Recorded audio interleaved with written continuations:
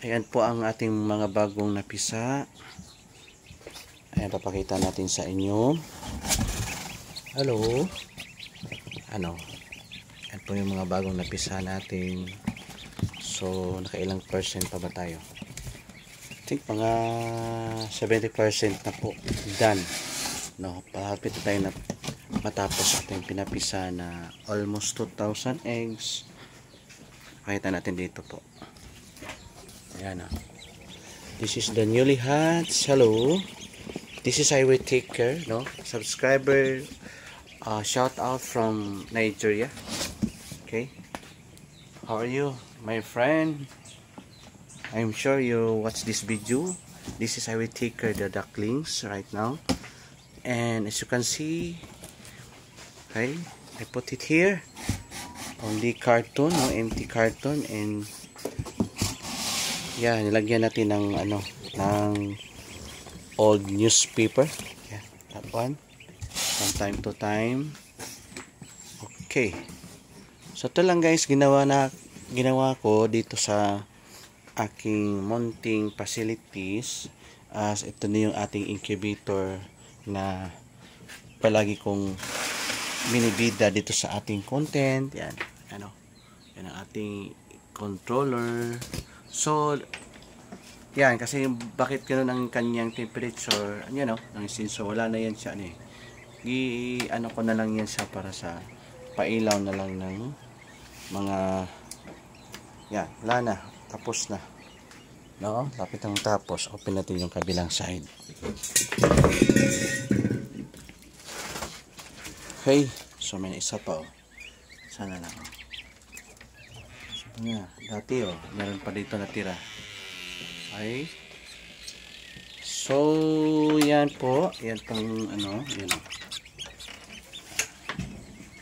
So yan, at on na natin dito. Yan pa rin.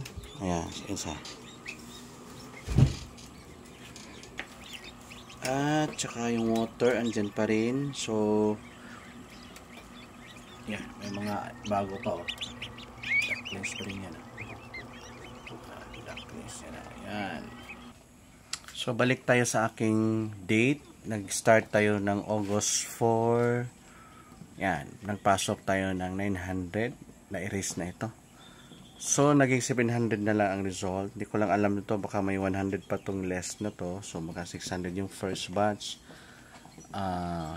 And may sumunod again another batch from August 7, 2023. I have also a 890, no? So itong 800 na all of batches na yan, napisa na yan, no? Nagsunod-sunod na. Kaya papakita natin dun sa labas po para masilip nyo. And by the way, papasilip ko na lang din po yung ating maliitin na DIY na incubator. Yan, DIY yan. Yan, may mga Rhode Island ko dyan. Yan. Okay, so dito sila for the first 3 days. Dito ka sila talaga ilagay. Kaya marami tayong cartons dito. Yan. Ito, mga gagamitin ko pa to. Yung mga cartons na yan. Mga titigas yan. Matibay na carton yan from Malaysia. Malaysia. Empty coffee po ng Yan mga coffee dyan, no? DXN Coffee sa isang company. Yan. So yan guys, pupunta tayo sa labas mamaya. Papakita ko. Ngayon, papakita natin yung mga ducklings doon. Tara, let's go. So yan po yung ating mga 2 days old ducklings. Ayan po sila lahat ngayon. Medyo marami talaga. Very accurate yung ating ginawang hatching tutorial program. Ayan, may makanip. Pasok tayo sa net. Ayan. Pasok tayo. Ito maganda po pagka gusto mong mag-learn ng papisa, mag-invest kayo ng knowledge. Parang franchise. Minsan lang to may magtuturo through online. Kung gusto mong matuto magpapisa, ayan po ako. Pwede kayong mag-PM, comment down below, and contact mo sa aking Messenger, Leo Songkip. Yan. Ay, hindi ko pa to na select. At saka magtaka kayo, may mga ibang kulay. Hindi po maiwasan yan. Sa genetic po yan. Pagka may lalabas talaga yan, ang gawin na natin yan is wag mong ihalo. Ipag partner mo din yung brown doon, brown na lalaki na babae doon sa black na lalaki. Ganoon eh. Pero yun, like I said before, yung sa aking first vlog, kung gusto nyong if one ang breeder nyo, maganda yung piliin yung magandang kulay, no? Yan guys ang ating mga pinapisa for today, dated, anong date ngayon? August 5. September 5, sorry. September 5. So ano tayo noong last August 4, no? August yung pinakita ko kanina sa listahan, no? August 4. So eksakto po nag-hatch siya after ng 27 days. Maganda ang kinalabasan kasi before mag-hatch ako from farm, dinala ko dito sa Davao Hatchery, naka 12 days o 13 days o minsan nga 18 days na, tsaka ko siya dito tinuloy sa aking maliit na incubator. Yan nga, ang problema lang kasi noon, napansin ko sobrang dami ang mortality at mga tawag dyan, mga PWD ng abnormality sa duckling. So hindi siya magandang ibiyahe pagka may sisiw na. Okay, so natutunan ko din dito, di ba, yung ating hatching, reviewin ko lang from day 1 pagpasok ng mga duckling, itlog.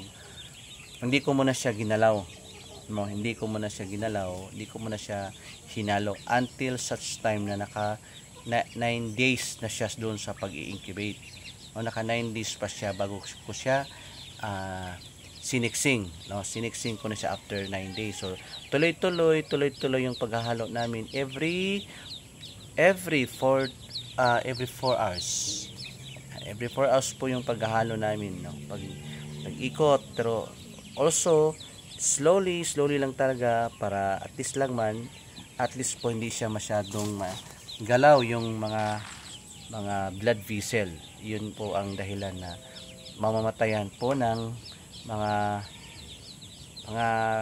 ducklings, ng mga sisiw dyan sa loob ng itlog.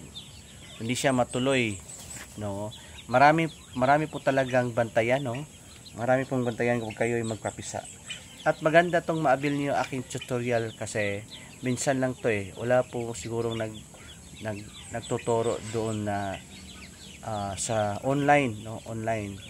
Kasi hindi kaya naman natin na masuplayan, lalo na dyan sa Visayas saka Luzon na mag-order pa kayo ng ducklings. Tsaka mas maganda po kung kayo na lang magpapisa kasi pwede nyong ma-program ang inyong itikan. Hindi na kayo bibili pa ng mga itik, no? Kayo na lang mismo. So may mga ano yan, maakibat na price, no? Siyempre may mga pang registration kasi ika nga parang franchise siya dito sa aking tutorial program kaalaman. So para may pang ano tayo, may pang load. Yan. So may registration fee. Yan. Yan po ang ating ano ngayon, ating pinapisa, no? Okay? Yan. At syempre ang ating mga hybrid na chicken, heritage chicken, yung Chinese chicken yung white, yan, di ba? Kita nyo, medyo blurred. Ayun. Chinese chicken yung white, hinalo kong ano, yung American chicken na yung gray. Yan. Yan. Ang aking mga turkey here in my farmhouse. Ayan. Kita nyo po, tsaka ang aking selkie nandyan. Yan po. Yan o, yung isa na yan, yung ina niyan, yung gray na, ito na, yan yung gray, yan yung pinaka mother of all. Kita nyo po, enhance po yan siya ng Na-crossbreed ko po yan siya ng Shamu. Ayan, Shamu. At yan po yung gray na yan, American Selkie. At ito ng aking mga pure American Chinese Selkie. Yan, may na very sensitive kasi out of 10 eggs 10 eggs, dalawa lang yung natuloy. Ayan o, may 1 month old Selkie. Selkie. So guys, balang araw mag-dispose na tayo ng ganito, pero sisikapin po ko po pa na maipalabas yung pure ng kaniyang bloodline, no, para sa ating maganda yung quality talaga ng ating Selkie. Yan. At syempre ang ating pinaka favorite also we have lamb, no, this one pa rin, kaya lang hindi pa siya nag-anak eh. Sobrang sikip kasi yung ginawa kong kulungan. Baka nga dun yung sila, yun na kinakuha nyo mga grass yan. Yan, lahat na yan. So yung ipot nila, tapos namin dito kinikolect, no. Ayan po sila. Yan. Yan. Hello Mimi. Bakit madumi yung tupa, no? Kahit so, ayaw nila maligo, guys. Mimi. Yan, ayun, si Bait yan. Tsaka si yung grabe. Tapos magbita ako ng asin dyan. Yan. So dito na naman tayo sa gilid ng kulungan ng ating tupa. May turkey akong naglilimlim. Yan, ito. Bali yung inahin na natin, guys, na turkey, umabot na tayo ng siyam na as in RTL, pure RTL na turkey. And meron tayong kasunod na naman na another 8 heads of pabo pa rin, no. Ito, bali kapatid nito. So magparami tayo ng mga alaga dito sa farm.